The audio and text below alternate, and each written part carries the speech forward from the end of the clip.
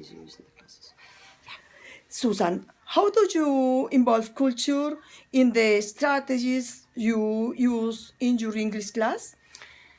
Well, it's very easy for me to use culture in my English class because I'm not Chilean. So we have a lot of culture in our country. I celebrate with my students, we celebrate St. Patrick's Day, which is our national holiday in Ireland.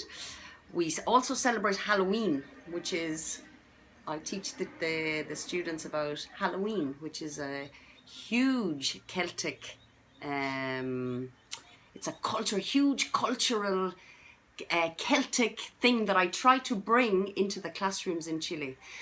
With my business students, I try to make them understand that the cultural differences between countries is really big. Saudi Arabians have a huge culture difference to us. They speak about their families. They're very, very involved with their families.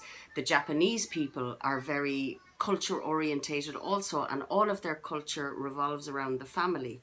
For our culture, it's not that way. We're not that tight as families.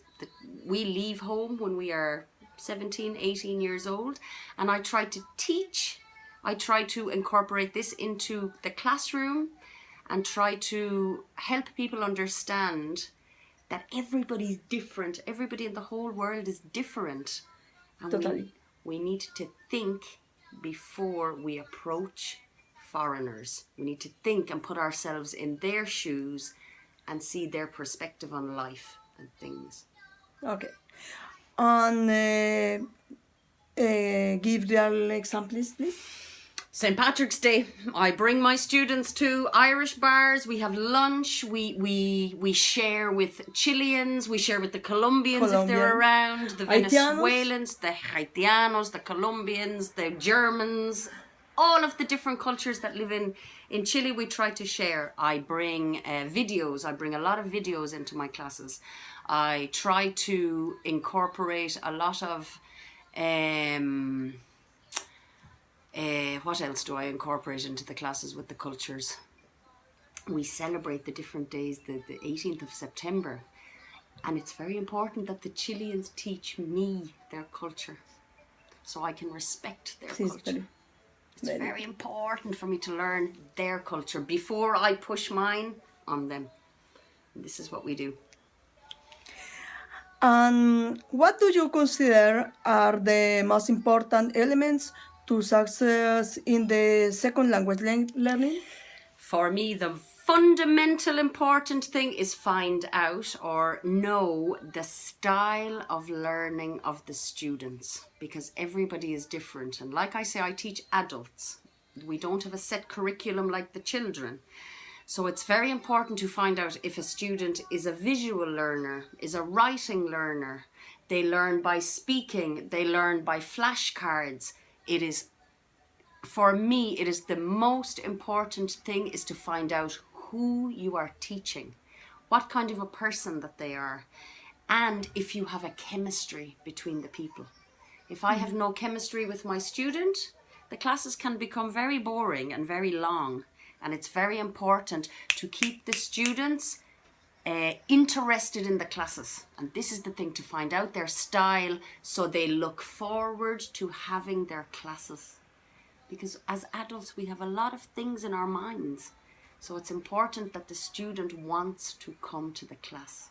Find out how they learn and make the classes enjoyable for them particularly. If there are groups, it's easier because the groups can teach each other their different styles, you know. It's very interesting. It's a really interesting way.